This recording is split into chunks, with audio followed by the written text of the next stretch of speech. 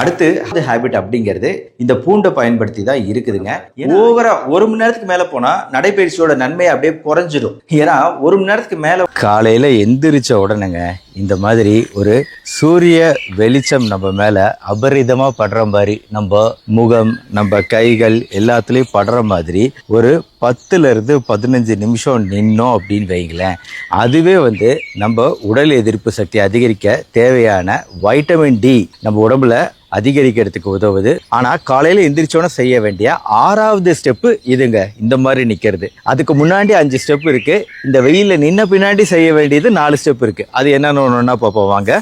Habit number 1, காலையில எந்திரிச்சோன்னா நம்ம பண்ண வேண்டியது ஆயில் புல்லிங். ஏற்கனவே சொல்லியிருக்கிறேன். காலைல 5:30 மணிக்கு எந்திரிக்கிறீங்கன்னு வைங்களேன், 10 நிமிஷம் ஒரு 15 ml 1 டேபிள் ஸ்பூன் நல்லெண்ணெய் வாயில் விட்டு நல்லா ஸ்விஷிங், நல்லா வாய் கொப்பளிக்கிறது அப்படிங்கிறது. அதை வச்சு கொப்பளிச்சுட்டே இருந்தோம்னா அது வெள்ளை கலர்ல மாறுது. இதுல 33% நம்ம வாயில இருக்கக்கூடிய கெட்ட கிருமிகள் அழியுது. அப்படிங்கிறதுனால இதை நம்ம 10 நிமிஷம் பண்ணிட்டு அதுக்கப்புறமா அதை துப்பிடுறது மிக முக்கியமான ஹேபிட்டு. 5:30லேருந்து 5:40 வரைக்கும். அடுத்து ப்ரஷ் பண்றது அப்படிங்கிறது நான் ஏற்கனவே சொல்லியிருக்கேன். கம்பல்சரி 2 நிமிஷமாவது ப்ரஷ் பண்ணும் அப்படிங்கிறது. நீங்க 2 மினிட்ஸ் ப்ராப்பரா எல்லா பக்கமும் போகிற மாதிரி ப்ரஷ் பண்ணிடுங்க. இது ஹேபிட் நம்பர் 2. 3வது ஹேபிட் ரொம்ப முக்கியமானதுங்க.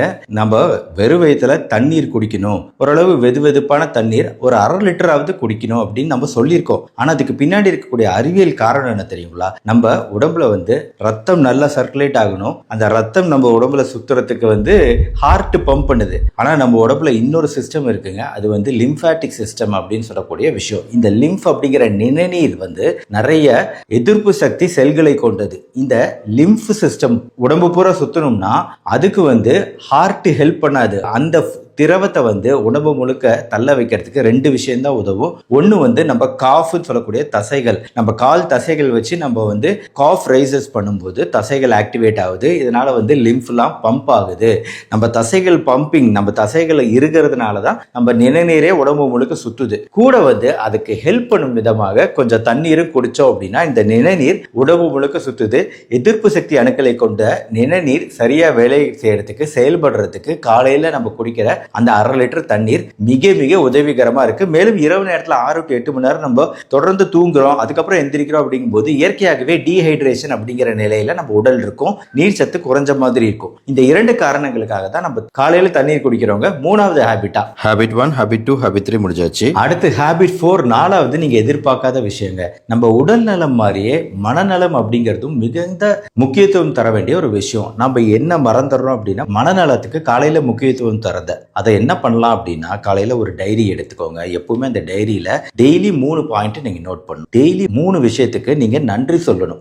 சும்மா சாதாரணமா என் குடும்பத்துக்கு நான் நன்றி சொல்றேன் அப்படின்னு சொல்றது கரெக்ட் கிடையாது. இதே காலையில என்னோட மனைவி எனக்கு டீ கொடுத்தாங்க, இதனால என்னோட மனைவிக்கு நன்றி, இந்த மாதிரி. ஆனா அது டெய்லி டீ கொடுத்துட்டு இருக்கிறாங்க, அது வேற விஷயம். அப்போ டெய்லி 3 விஷயத்துக்கு நீங்க உங்க வாழ்க்கையில நடக்கிற 3 விஷயத்துக்கு நன்றி செலுத்தணும் அப்படிங்கிறத ஞாபகம் வச்சுக்கிட்டு அதை எழுதணும். ஞாபகம் வச்சுக்கிறது மட்டும் பத்தாது, அந்த டைரியில 3 பாயிண்ட் எழுதணுங்க. யாருக்கெல்லாம் நன்றி சொல்றீங்களோ, எதுக்கெல்லாம் நீங்க நன்றி கடன் பட்டவனா உணர்றீங்களோ அதை எழுதுனீங்கன்னா அந்த கிராட்டிடியூட் அப்படிங்கிற அந்த மனநலம் சார்ந்த விஷயம் ஹார்வர்ட் ரிசர்ச் படி நம்மளுக்கு 26% கார்டிசால் அளவுகளை குறைக்குது. Cortisol stress hormone. கார்டிசால் அதிகமான எதிர்ப்பு சக்தி அணுக்கள் குறைவா இருக்கும். கார்டிசால் குறைஞ்சிச்சுன்னா எதிர்ப்பு சக்தி அணுக்கள் அதிகமாகுது, டி லிம்போசைட் அதிகமாகுது, என்கே செல் சொல்லக்கூடிய நேச்சுரல் கில்லர் செல் அதிகமாகுது, உடல் எதிர்ப்பு சக்தி அதிகரிக்குதுங்க.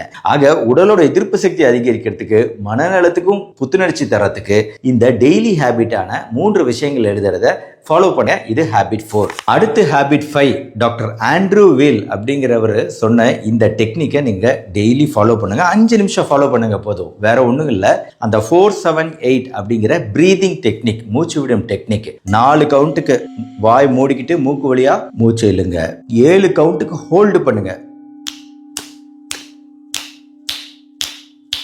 ஹோல்டு பண்ணிட்டீங்க. அடுத்து 8 கவுண்ட்டுக்கு மூச்சை வெளியே விடணும். வெளியே விடும்போது வாய் வழியா மூச்சை வெளியே விடணும். ஹோல்டு. இது 8 கவுண்ட்டுக்கு கவுண்ட் பண்ணிக்கிட்டு மெதுவா வெளியே விடணும். இந்த 4-7-8 பிரீதிங் டெக்னிக்கை ஹோல்டு, ரிலீஸ். இதை வந்து 5 நிமிஷம் பண்ணுங்க. இந்த பிரீதிங் டெக்னிக் 478 பிரீதிங் டெக்னிக்கும் நம்ம உடல் எதிர்ப்பு சக்தியை அதிகரிக்கக்கூடிய பண்பு உண்டு அப்படிங்கிறதுனால மனநலம் சார்ந்த 2வது விஷயம் இந்த பிரீதிங் டெக்னிக், மூச்சு பயிற்சி. இதை நீங்க கட்டாயம் பண்ணணுங்க. இதான் 5வது ஹேபிட். அதுக்கு அடுத்து நான் சொன்னது தான் அந்த 6வது ஹேபிட்டான சூரிய வெளிச்சத்துல நிக்கிறது. ஸோ 5 ஹேபிட் முடிச்சதுக்கு அப்புறம் சூரிய வெளிச்சத்துல 10ல இருந்து 15 நிமிஷம் நில்லுங்க. ஆனா இந்த ஹேபிட்டை செய்யறதுக்கு முன்னாடி நீங்க ஒரு விஷயத்த பண்ணுங்க. உங்க வீட்டுல கிச்சன்ல இருந்து பூண்டை எடுத்து அந்த பூண்டுல ஒரே ஒரு பல்லு பூண்டை மட்டும் எடுத்துட்டு அந்த ஒரு பல்லு பூண்டை வந்து நசுக்கிட்டு அதை அப்படியே வச்சிடுங்க. வச்சுட்டு சூரிய குளியலுக்கு வெளியே போங்க. 10ல இருந்து 15 நிமிஷம் கூட நீங்க சூரிய வெளிச்சம், காலை வெளிச்சம் பண்ற மாதிரி நில்லுங்க.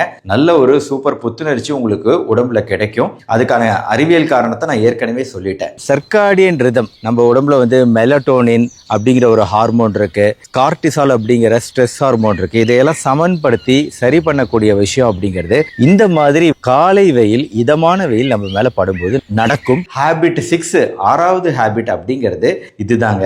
அடுத்து ஹேபிட் 7, 7வது ஹேபிட் அப்படிங்கிறது இந்த பூண்டை பயன்படுத்தி தான் இருக்குதுங்க. ஏன்னா இந்த பூண்டு அப்படிங்கிறது வந்துங்க கண்டிப்பா வந்து நசுக்கிய பின்னாடி, அந்த ஒரு பல் பூண்டு நசுக்கிய பின்னாடி ஒரு 10 நிமிஷம் கேப் கொடுக்கணும். ஏன்னா பூண்டுல வந்து ஆரோக்கியமான ஒரு கெமிக்கல் காம்பவுண்ட் என்னன்னா அல்லிசின் தான். அல்லிசினேஸ் அப்படிங்கிற என்சைம் உற்பத்தி ஆகி இந்த அல்லிசின் உற்பத்தி ஆகிறதுக்கு 10 நிமிஷம் எடுக்குங்க. இந்த 10 நிமிஷம் நம்ம இயற்கையா அந்த டைம் எப்படி தரோம் அப்படின்னா, நம்ம போய் அந்த சூரிய குளியல் பண்ற நேரத்துல இது வந்து நல்லா வந்து ரெடியா இருக்கும், ஒரு மருந்தா மாறி இருக்கும். இந்த பூண்டு அப்படிங்கிறது, அந்த ஒரு பல் பூண்டு அப்படிங்கிறது மிகுந்த மருத்துவ குணம் வாய்ந்தது. இதுக்கு நான் தனியாவே வந்து தினசரி ஒரு பல் பூண்டு சாப்பிடுதல் எந்த அளவுக்கு நல்லது அப்படின்னு தனியா விளக்கமா சொல்லியிருக்கிறேன். அதனால நீங்க அடுத்து வந்து சூரிய குளியல் பண்ண பின்னாடி, இல்ல நீங்க இந்த ஹேபிட் 6 வந்து அந்த அல்லிசின் ரெடியா இருக்கக்கூடிய பூண்டை சாப்பிடுறது தான். தினசரி பண்ணணும்னு அவசியம் இல்லைங்க, முடிஞ்ச அளவு பண்ணுங்க. இதான் ஹேபிட் 7. ஆனா அந்த 10 நிமிஷம் அதுக்கு கேப் டைம் கொடுக்கறது மட்டும் மறந்துடாதீங்க. ஹேபிட் 8 வந்து வாக்கிங். எல்லாருக்குமே நம்ம சொல்றது தான். எந்த உடற்பயிற்சி செய்றீங்களோ செய்யலையோ அது 2வதுங்க. நம்பர் 1 நம்ம உடற்பயிற்சியில வாக்கிங், நடைப்பயிற்சிக்கு ஈடு இணையே கிடையாது. நம்ம உடம்போட எல்லா தசைகளும் தூண்டப்படுது, ஆக்டிவேட் செய்யப்படுது அப்படிங்கிறதுனால, அதனால பல்வேறு நன்மைகள் இருக்கு அப்படிங்கிறதுனால இதை தனியா நான் சயின்டிபிக் ரீசன் சொல்லணுங்கிற அவசியமே கிடையாது. மேபி நீங்க அந்த பூண்டை வாயில போட்டுக்கிட்டு நீங்க நடைப்பயிற்சிக்கு போயிடலாங்க. நீங்க வந்து கண்டிப்பா கம்பல்சரி அந்த 30 மினிட்ஸ் வாக்கிங் போங்க. வாக்கிங் பொறுத்த வரைக்கும் ஒரு விஷயம் என்னன்னா, நிறைய பேர் வந்து வாக்கிங் ஒரு மிகப்பெரிய நன்மை செய்துங்கிறதுக்காக ஓவர் டூயிங் பண்ணக்கூடாது. ஓவரா 1 மணி நேரத்துக்கு மேல போனா நடைப்பயிற்சியோட நன்மை அப்படியே குறைஞ்சிடும். ஏன்னா 1 மணி நேரத்துக்கு மேல உங்க பாடிக்கு ஸ்ட்ரெஸ் கொடுத்தீங்க அப்படின்னா, கார்டிசால் சொன்ன இல்லையா, நம்ம அந்த ஸ்ட்ரெஸ் ஹார்மோன் வந்து குறைக்கிறது தான் நம்ம குறிக்கோள். 1/2 மணி நேரம் நடந்தீங்கன்னா அந்த கார்டிசால் அளவுகள் கரெக்டா இருக்கும். 1/2 மணி நேரத்துல இருந்து 40 நிமிஷம் அட் த மோஸ்ட். அதுக்கு மேல நம்ம நடக்கிறதெல்லாம் வந்து கார்டிசால அதிகப்படுத்துற வேலையை செய்யும். ஸ்ட்ரெஸ் அதிகமா இருந்துச்சுன்னா நம்ம எதிர்ப்பு சக்தி குறையும். ஆக நம்ம எதுக்காக நம்ம இந்த விஷயத்தை செய்யறோமோ, இந்த நல்ல ஹேபிட்டோட பலன் நம்மளுக்கு கிடைக்காம போயிடுங்கிறத புரிஞ்சுக்கோங்க. ஓவர் டூ பண்ணாதீங்க வாக்கிங்க, நார்மலா வாக்கிங் பண்ணுங்க. ஓகேங்களா? இதான் ஹேபிட் நம்பர் 8. ஹேபிட் நம்பர் 9 வந்து நல்ல இம்யூனிட்டி பிரேக்ஃபாஸ்ட், ஒரு பவர்ஃபுல்லான ஒரு காலை உணவு அப்படிங்கிறது. அதில் வந்து முக்கியமாக மறக்காதீங்க பாதாம். நான் இதுக்கு எல்லாமே தனித்தனியாக வீடியோ போட்டிருக்கிறேன். இதனால் இதை கம்பைல் பண்ணி உங்கள்கிட்ட சொல்லிட்டு இருக்கேன். 8 to 10 பாதாம் வந்து ஊற வச்சு நீங்கள் சாப்பிட்டாலும் சரி, அதில் வந்து கொஞ்சம் அந்த சத்துக்கள் குறையும் அப்படின்னு சொல்லிட்டு நம்ம வந்து ஊற வச்சு அந்த எதிர்ப்பு பண்புகளை குறைச்சி நம்ம ஊற வச்சு அதை அப்படியே சாப்பிட்றோம். தோலை உரிக்காமல் சாப்பிடுங்க, தோலை உரிச்சு சாப்பிடணுங்கிற அவசியம் கிடையாது. அப்புறம் வந்து மஞ்சள் தூள் தினசரி உங்கள் உணவு முறையில் சேர்த்துக்கங்க. ஏற்கனவே பூண்டு பற்றி சொல்லிட்டேன். மிளகு, இந்த விஷயங்கள் எப்பவுமே உங்க உணவுல இருக்கிற மாதிரி பாருங்க. காலை நேரத்துல இருந்துச்சுன்னா இன்னும் பெட்டர். காலை நேரத்துல நம்ம கொஞ்சமா தயிர் சேர்த்துக்கலாங்க. நம்ம நினைக்கிறோம் தயிர்ங்கிறது மத்தியானம் சாப்பிட்றது அப்படின்னு சொல்லிட்டு, தயிர் காலையில ஒரு 2 ஸ்பூன் 3 ஸ்பூன் சாப்பிட்றோம் அப்படின்னா அது ஒரு நல்ல ப்ரோபயோட்டிக் மட்டும் இல்லாம அதுல இருக்கக்கூடிய கிருமிகள் வந்து நம்ம தெரியாம பகல் நேரத்திலயோ நைட்லயோ ஒத்துக்காத உணவுகள் சாப்பிட்டா கூட அதை ஈடு செய்யும் வகையில நம்ம குடல் காலையிலேயே தயாராகிடுதுங்க. அதனால காலையில தயிர் கொஞ்சம் சேர்த்துக்கோங்க. கடைசி 10வது ஹேபிட்டுங்க, போஸ்ட் பிரேக்ஃபாஸ்ட் வாக்கிங்க. இது நம்ம அஃப்கோர்ஸ் நார்மலாவே பண்ணுவோம். வீட்டில் இருக்கிறவங்களா இருந்தா பண்ண மாட்டோம். ஆனா வேலைக்கு போறோம் அப்படின்னா வந்து கண்டிப்பா வந்து பிரேக்ஃபாஸ்ட் முடிச்சோன்னா நடந்து போய் தான் நம்ம மற்ற வேலைகளை பார்ப்போம் இல்லையா. கட்டாயம் வந்து போஸ்ட் பிரேக்ஃபாஸ்ட், காலை உணவு சாப்பிட்ட பின்னாடி ஒரு 20 மினிட்ஸ் நடக்கிறது அப்படிங்கிறது நம்மளுக்கு பல விதத்துல நன்மை தருங்க. இந்த 10 விஷயங்களையும் செஞ்ச பின்னாடி தான் மொபைல் போனை உங்க கையில எடுக்கணுங்க. அதுக்கு முன்னாடி மொபைல் போனை காலங்காத்தால கையில எடுத்து டைம் வேஸ்ட் பண்ணாதீங்க.